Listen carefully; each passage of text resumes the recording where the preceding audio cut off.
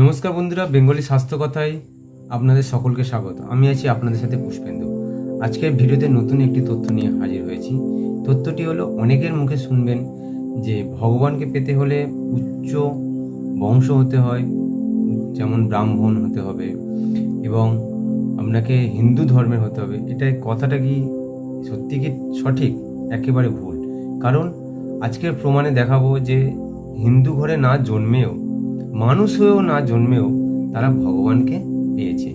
প্রথমত দেখবেন দৈত্যকুল থেকে যিনি ভগবানকে দেখা পেয়েছিলেন তিনি হলেন প্রহ্লাদ।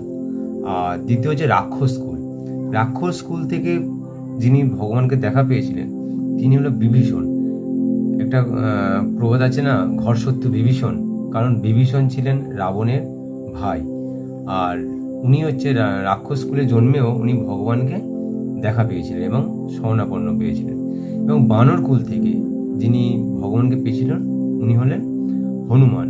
আর চণ্ডাল, যিনি আমরা বলে থাকি না যে নিচু জাতি চণ্ডাল যারা আছে মরা পড়ায়, এই চণ্ডাল কুল থেকে যিনি ভগবানকে পেয়েছিলেন উনি হচ্ছে শবরী। এবং পক্ষী কুল থেকে যিনি ভগবানকে পেয়েছিলেন উনি হচ্ছে গরুড়।